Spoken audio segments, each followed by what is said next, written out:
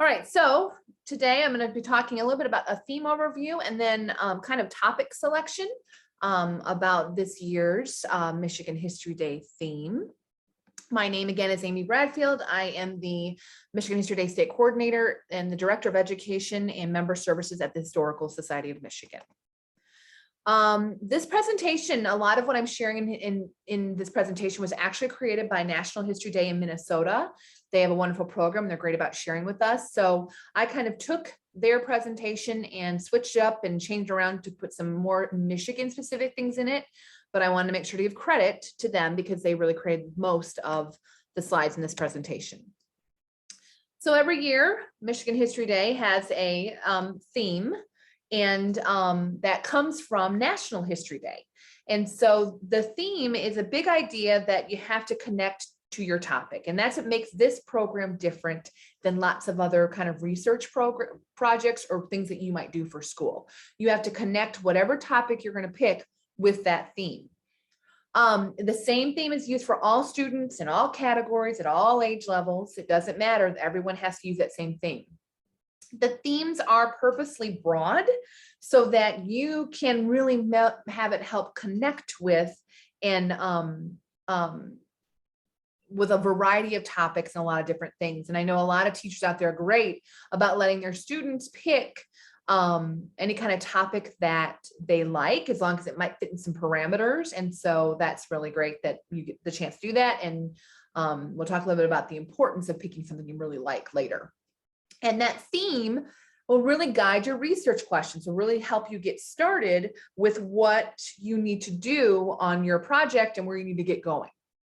So we have some previous themes from the past 3 years on the slide here. And for those of you who don't know yet, but I'm sure you do, this year's theme is debate and diplomacy in history, successes, failures, and consequences. So we're going to take a little time to talk about some things I think are going to be important for you to focus on with the theme. And then we'll look at maybe some potential topics and how you can kind of narrow a topic down. So one thing I like to look at are other words for those theme words. So the first one that they mentioned is debate. And so here are some other ideas of words that you might come across that you might not have thought of it as a debate, but if you see these words, it could be, oh, wait a minute, maybe that is. So things, if you see negotiation, an argument, a conflict, a protest, a deliberation, a dialogue, or a dispute. And there are other ones out there. And if you want to share in the chat any ideas you have for other words for debate, feel free to do that. But it's nice to know different ways and different, synonyms for that main word you're looking at to help you think of it in different ways. Same thing with the word diplomacy.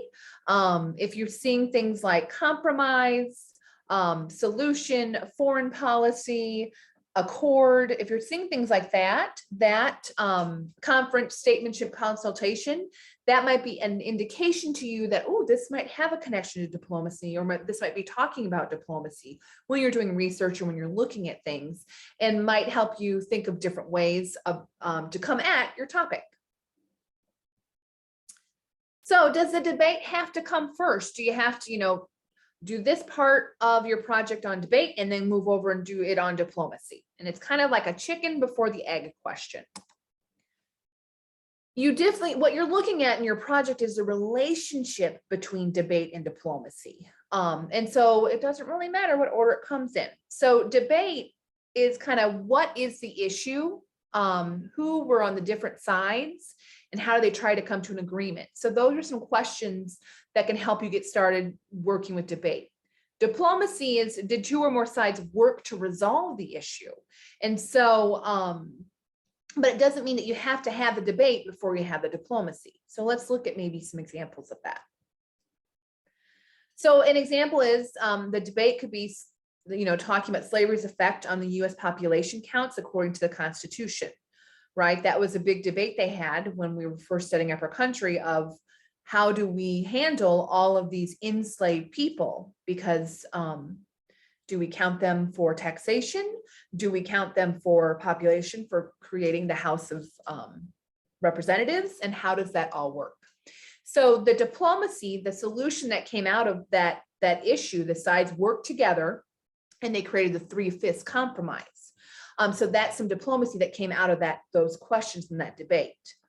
But if you're interested in the 3/5 compromise, you could have that be your starting point and show how the 3/5 compromise, that diplomacy that came out of that point of contention, led to a debate when the U.S. Supreme Court decided that enslaved people were not citizens in the Dred Scott case.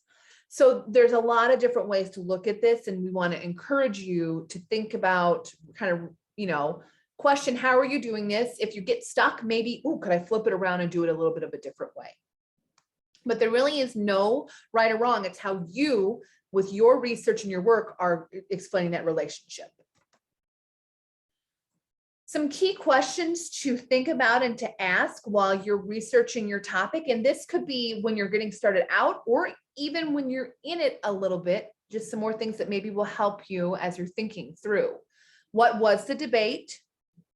Was there diplomacy? There could be a case where there was not any diplomacy.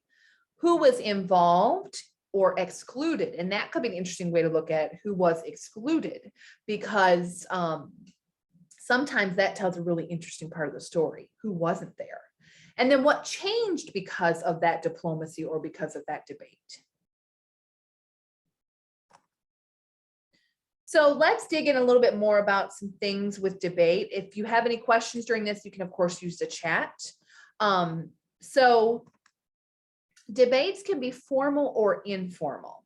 An example of a formal debate would be the Lincoln Douglas debates, where they went around and they had set up and arranged for 7 different places that they were going to stop and debate with each other on talking about slavery and its influence on politics and society. Those were set up where one person would go and then have time to rebut and give an answer, and then the other person can go back and forth. So they had a definite setup to them and were very formal. But debates can also be informal. An example of that is with television coverage of the Vietnam War. It really was the first war that was widely televised in the United States, where people were actually seeing what was happening. And it fueled a lot of controversy over what was happening. And then that led to lots of debates, either with people in their homes, people at work, people if they were going to churches, and having discussions with others about, is this the right thing we're doing? How is it going? And things like that. So those are more informal debates, but were still debates and still impacted history at that time and had some significance. Debates can exist on the same side of an issue. So if we look at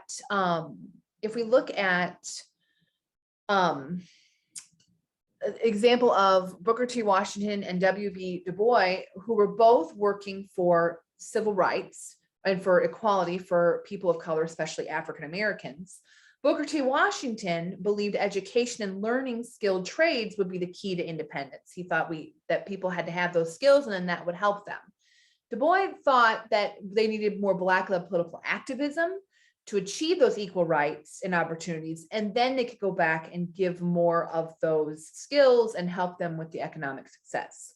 So they're both working towards the same goal, but they have different ways they want to go about it. And questions that you can ask about if you come across that is, when people on the same side disagree on strategy, how does it impact the debate?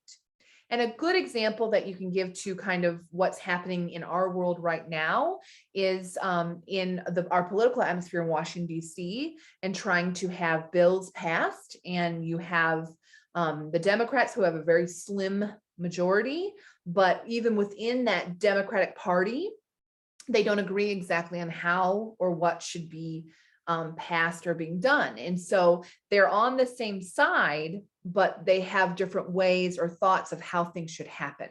And that really does impact what happens. And you may want to think about that with your topic. Debate is communicated in many different ways. It's not always just like a news story about these two people had a debate and this is what they talked about. Maybe it could be through literature. In the novel Things Fall Apart, It was written to call attention to the impact of Christian ministries and colonialism and tribalism in Africa. So that the author was bringing their point forward, and it either was part of the debate or really got some debates going. Same thing with paintings. Maybe you are interested in art, and you could look at how artists have used their mediums to protest or to give their opinion on sides of issues, like Diego Rivera did when he wanted to protest the US-backed coup d'etat of Guatemala in 1954 with his mural Gloriosa Victoria. So just different ways that you can think about it and look at it. Diplomacy, looking at that other side of that question, we encourage you to think broadly about diplomacy. Over on the left is kind of how we typically think about diplomacy being involving entire nations, or people meeting formally like in the United Nations to solve international problems like war or trade or climate, like we just had the climate meeting in Scotland, health, travel, or other serious issues. And those are definitely examples of diplomacy, but it can also happen when smaller groups or multiple groups of people work together to solve problems that affect their daily lives. So in your local community, in your, is it something with the city council that's happening? In state government, is it a group that works like Mothers Against Drunk Driving? What are some different smaller areas where they may have a more targeted and focused approach? And they use diplomacy to get their ways or what they want across. Diplomacy can be public or private. You know, a lot of times, like during wars, especially with the example of the Vietnam War, different sides will meet privately and work with groups, and no one really knows about it until after the war, or sometimes when something terrible or sometimes something good happens. And then, you know, or an example here with the Cuban Missile Crisis, you know, the Soviet Union agreed to remove its missiles from Cuba if the US wouldn't invade. But behind the scenes, President Kennedy was also promising to remove American missiles from Turkey. And the general public didn't know about that. And so thinking, if they had known about that, would that have changed their perception of that Cuban Missile Crisis and what happened as a result to that? So it's important. That's another one that has a question that you can kind of think of why does diplomacy sometimes happen in the open and sometimes in secret? And if you think about that, it may lead you to some interesting sources or some interesting ways of looking at how your topic, the significance of it or what it impacted. But it's always kind of an interesting thing to kind of think about and look at with this year's topic.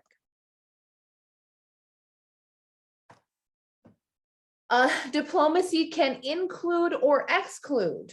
And so looking at that and who is included or excluded is an important part of when you're looking at your project. Demonstrations for Section 504 included more than 150 people with disabilities who occupied the federal building in San Francisco for a month. And their success in doing this really helped move forward the negotiations for the Americans with Disabilities Act. And their whole thing was they were trying to include people. They were trying to show that they were part of society. They could work their rights out just like anyone else could, and that it was important that all people with disability were included, had things like elevators available, ramps to get upstairs, so that they were able to go places and do just as whatever anyone else could. So that's an example of inclusion. Or it could be exclusion. So the Chinese Exclusion Acts, it started with a treaty with China, but by the end of it, the United States had completely banned almost all people from China from coming into the country. And that was the first example of the United States picking a specific race of people or people from a certain country and saying they couldn't come in and excluding them from that. But it all kind of started with a diplomatic treaty between the United States and China. So a question that we always get asked, because a lot of times these themes have more than one thing, we had breaking barriers, but a lot of times they have multiple parts to them. And it's, do you have to include both debate and diplomacy when you're working on your project? And of course, your teacher has the ultimate say with what you're doing, but no, you really don't. You don't have to have them equal, like half my project is on debate and half my project is on diplomacy. But you can choose a topic that it's just about debate or one that it's just about diplomacy. But if your topic has both, you should talk about both. So don't ignore one. But again, you don't have to do it this like an equal amount. I don't understand. It's really hard to do this project and talk about a debate and not talk about any diplomacy that came out of it or what happened or what those sides did or what they agreed on. So, but you don't have to spend equal time.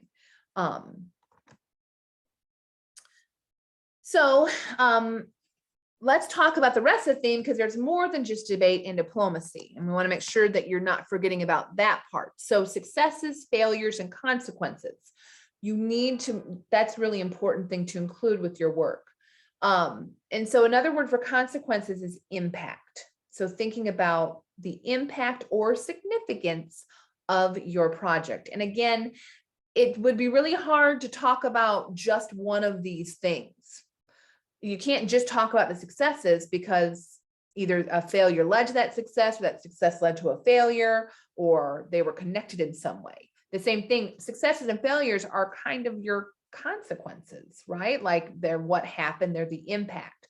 So you really do kind of have to address this in your project. But again, it's not like it has to be a certain amount or a percentage of it.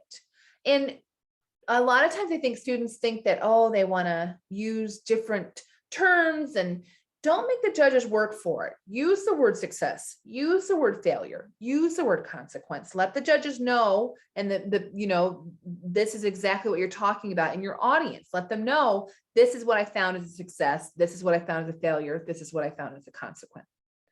And remember, history isn't always positive. It's okay to argue that a topic led to failures or other consequences. And that's a good way of looking at it, and shows that you've looked at it from a more not so simple viewpoint. So, but make sure you are addressing all of those things. And you have to anyway. On the rubric, you need to be talking about the significance of your project. And so what was its impact? Short-term and long-term. You have to be talking cause and effect is a great way to analyze and your sources and look at how they connect to the theme. So you'll be doing this anyway as you're doing through and working with your project. Just help the judges out and help your audience out and kind of label it as you're doing it.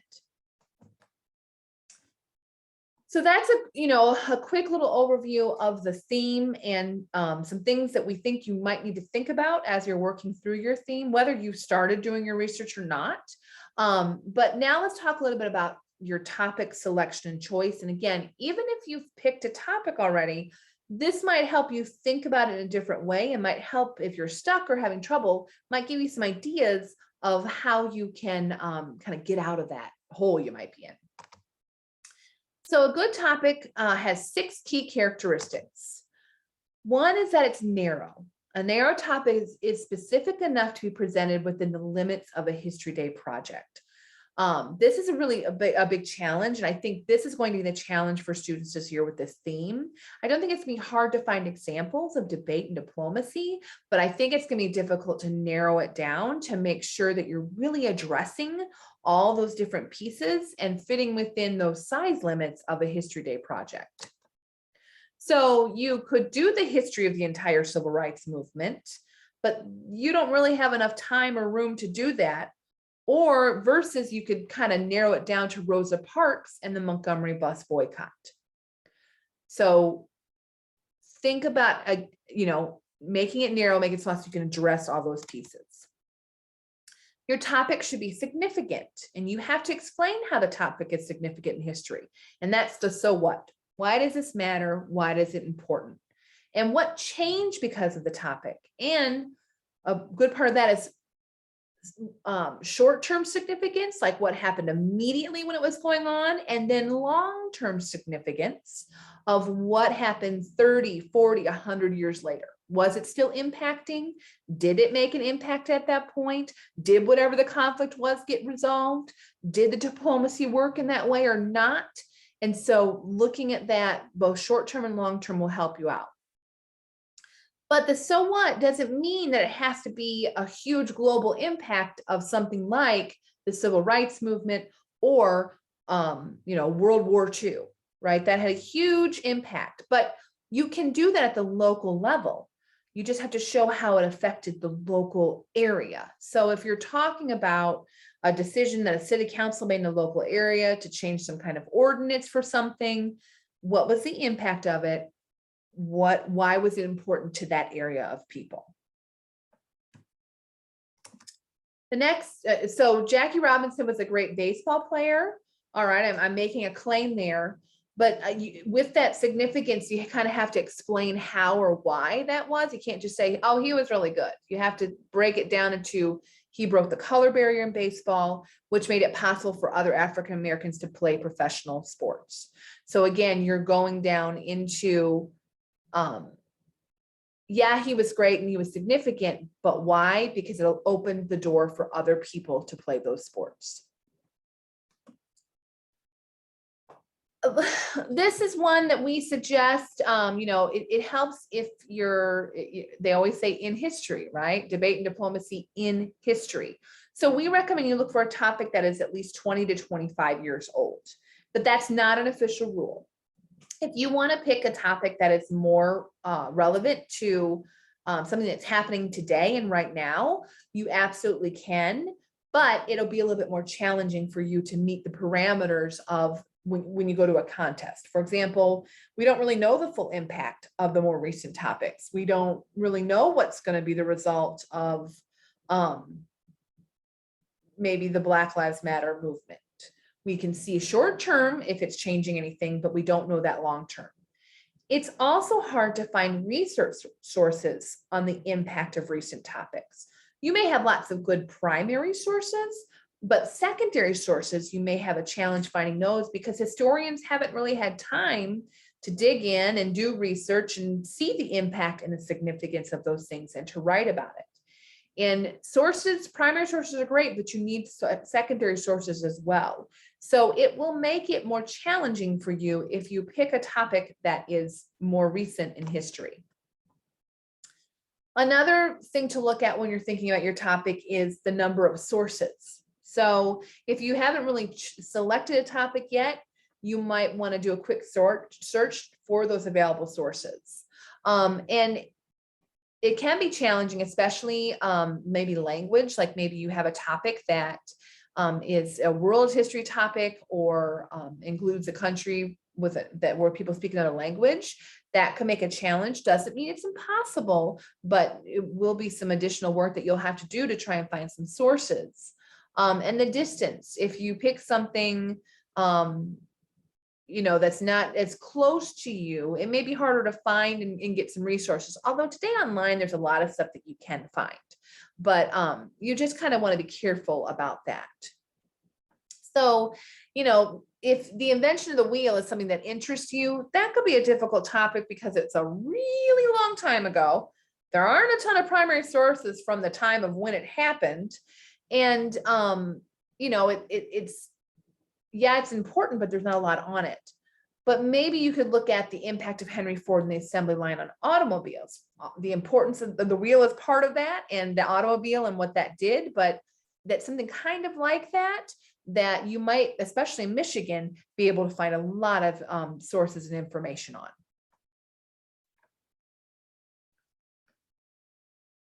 The fifth thing you want to make sure is that you have that theme connection. So you have to connect your topic to that theme. So when you're doing your research, if you're not finding lots of things that talk about debate or diplomacy, you may want to consider maybe not a new topic if you've already started working, but can you look at it a different way?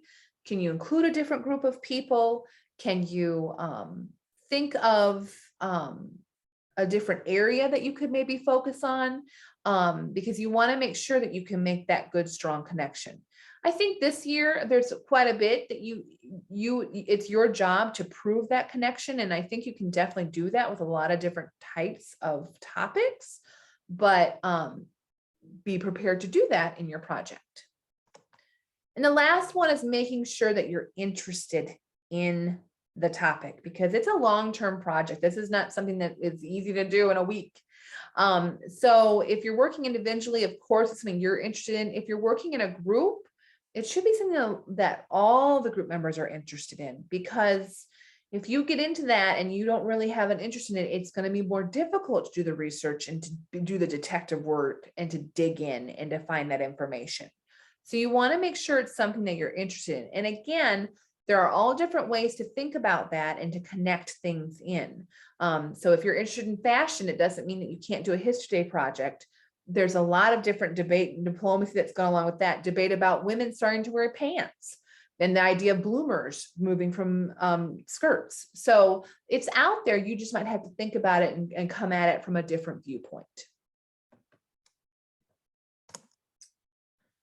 So some ways that you can pick a topic is you just know right away. And if that's the case, good for you. You're very lucky if you know, okay, this, I really like this.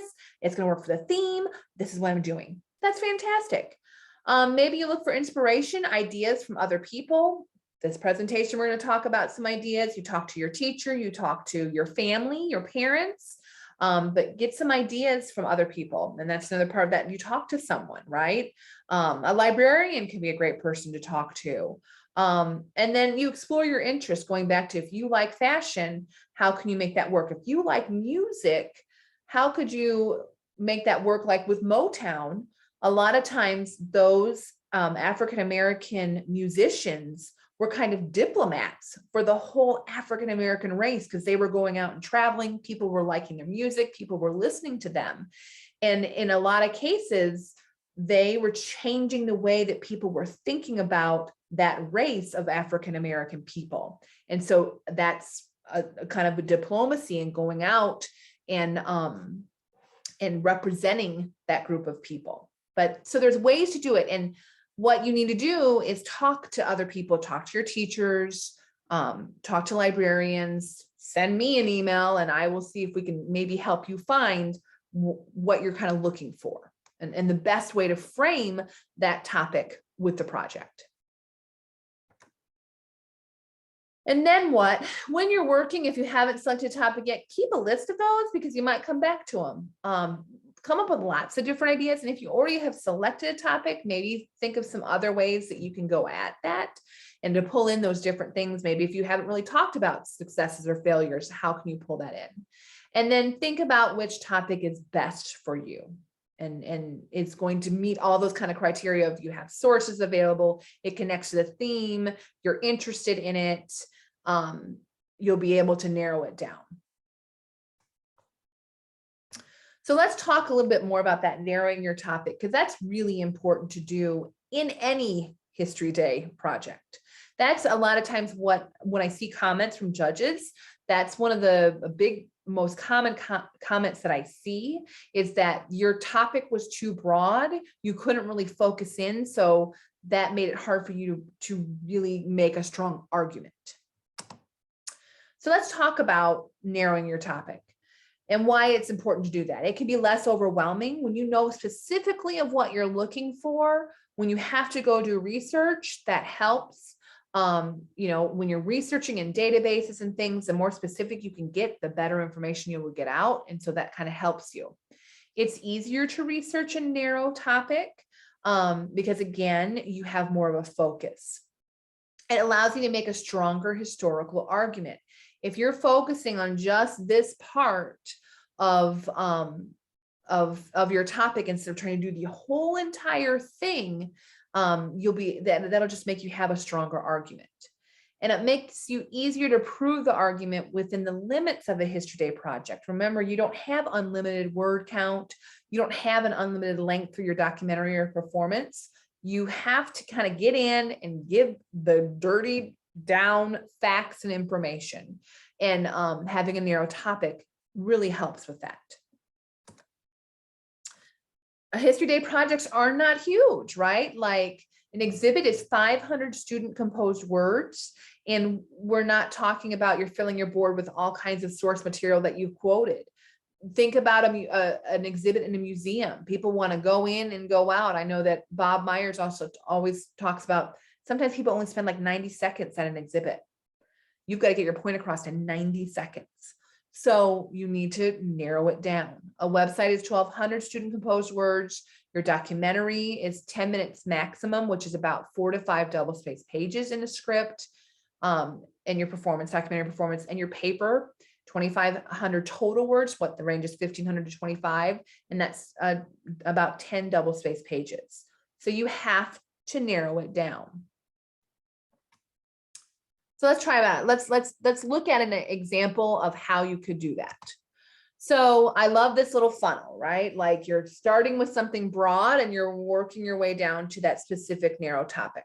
So the theme we've got there is a theme for this year. An area of interest is I'm interested in the civil rights movement, right? So that's a pretty large thing that we can do. So I kind of need to start working on narrowing that down.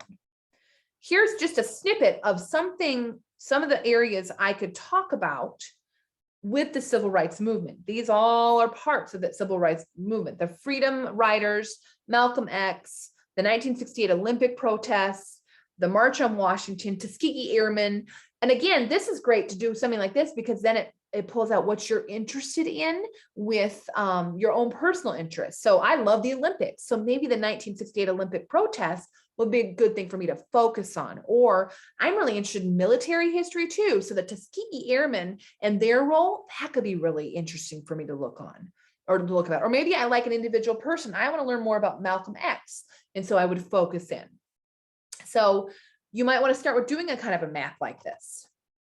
And so here's an example that we're going to give, the Highlander Folk School. It was founded in the 1930s in Tennessee to organize and educate workers. The goal was to help workers organize to get more rights.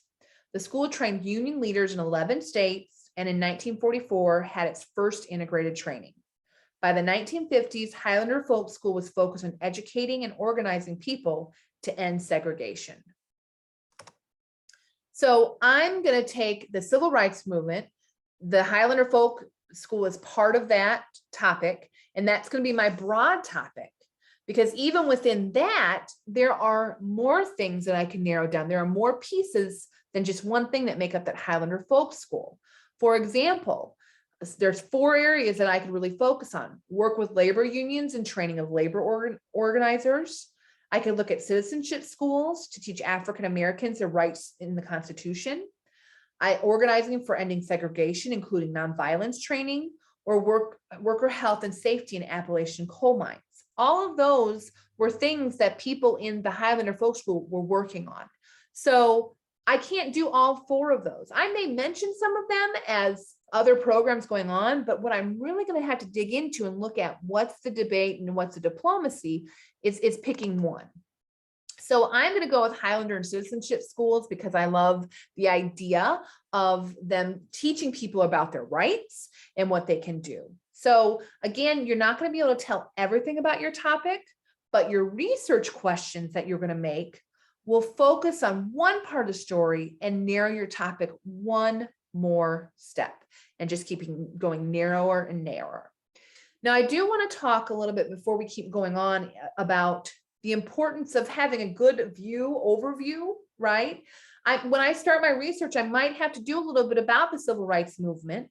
Maybe I don't know everything about that. So looking at those secondary sources, things like encyclopedias, things like that to give me a view of the forest. What am I looking at here? What's the topography? What's the land look like? And then I can start, as I'm learning about that, I might come up with these other topics that are going to be of interest to me. And then how can I narrow them even more? So that's kind of how you go about this with your research too. Really, it's really great to start with secondary sources, get that background, that context, and then start working in. So let's think about some different question types, because that's really important. You've got to be asking questions to be driving your research. There's no magical list that we can give you that now answer these questions and you will have everything you need for a History Day project. It doesn't exist, sorry. So there's information seeking questions, and those are kind of, they help you understand the basics facts. So those are going to be more maybe what you look at first when you're doing your research and your work. So some examples of information seeking questions would be, when was Highlander Folk School started? What were citizenship schools? Like, I need to know that basic information before I can really go in and get deeper. And how do you answer them? Those are usually facts, and they start by reading those secondary sources. Research questions, they allow you to investigate how a topic changed history by looking at cause and effect, change over time, differences in perspective. So these are these are much more detailed, and they're looking at those different areas when you look at an evaluation form that you need to be mentioning and talking about in your project. A lot of those, your research questions can come from there. So what role did Highlander play during the civil rights movement? What was its impact? What was it doing? How was Highlander different from other civil rights organizations at the time? That's really doing a good broad understanding of your topic. But getting more detailed then, were there other civil rights organizations at the time? Okay, that's a yes or no question. That's information seeking. But then it goes into, how are they different? What was different about it? That's getting a little bit more involved, a little bit deeper. How do you answer them? Well, these questions, they go beyond just the facts, right? There may be different points of view or interpretations. You need to look at multiple sources when you're thinking about this, because what one group felt, the role that the Highlander that they played in the civil rights movement, it's going to be different from one group to the next. Especially if there's a group out there that didn't agree with what they were doing. And you need to be looking at that. You need to be thinking about that. So let's think a little bit more about choosing a topic and what you can look at and how you can go about doing that. Pick an area of interest that something in history that you like. And again, history isn't just military history. It can be legal, it can be artistic, it can be economics, it can be scientific, if you like medicine, if you like inventions. Excuse me. So think about that, what interests you. Let current events inspire you. Maybe you really are interested in the Black Lives Matter movement. And like we said, it's hard to do a more recent topic, but you could look at the uprising of 1967 in Detroit. A lot of the same things that they were protesting about or doing that drove that uprising, they had a lot of connections with what's still going on with the Black Lives Matter. So you can look at the impact. Did it really work? Did it really change things? And that would be a great way of thinking about, did that diplomacy work? At the end of that, when they ended it, did they use diplomacy? What came from it? National events have local impact. So even if you're doing a national topic and your teacher, lets you do those national topics, and that's great. It's Michigan History Day, but you don't have to do a Michigan topic. Maybe one way to look at that and to look at people's perceptions or multiple perspectives of what were people saying about it in your local community. And newspapers are a great way to see what people were thinking about that. So prohibition was a huge issue for all of the United States in the early 20th century, but it really had a connection with Michigan because our state funneled in a lot of alcohol from Canada to the rest of the United States, illegally funneled it through that Windsor-Detroit funnel. So you could really take that topic of prohibition and look at it from a Michigan viewpoint or the impact that it made in Michigan.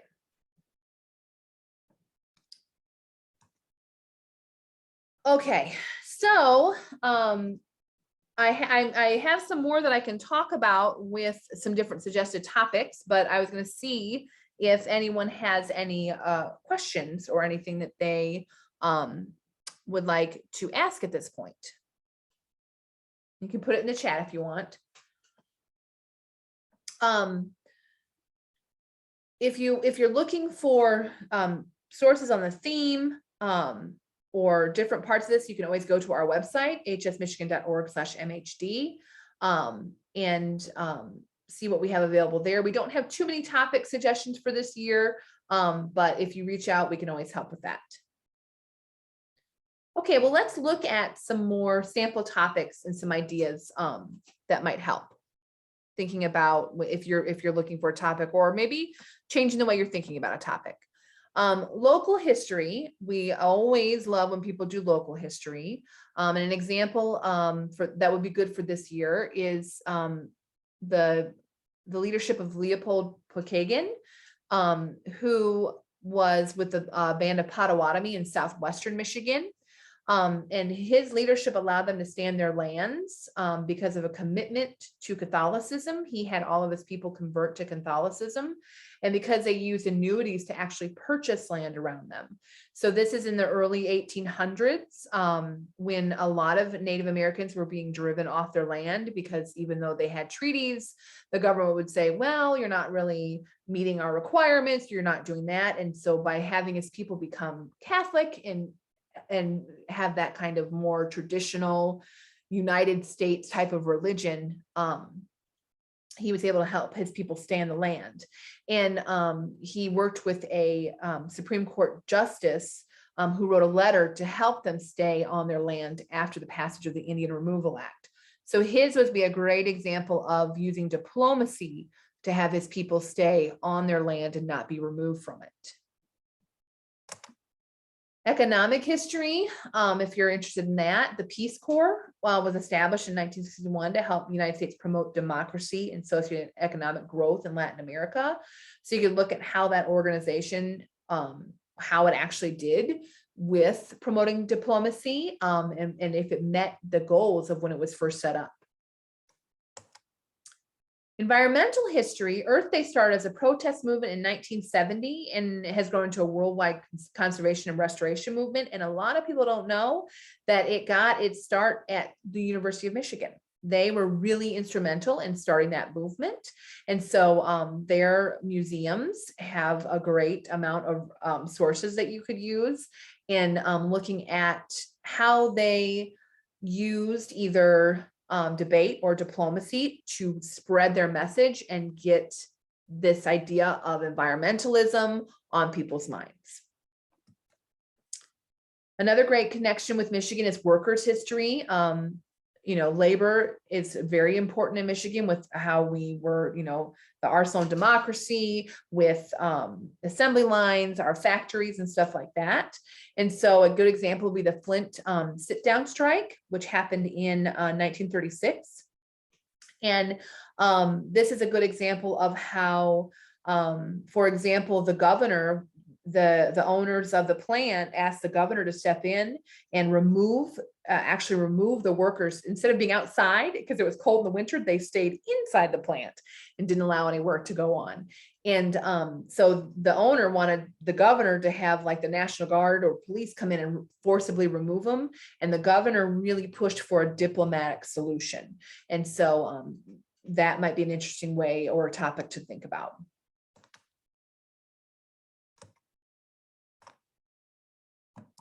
And I think that's it. So if no one has any questions, then I think we will, I'm going to go ahead and stop. We'll stop the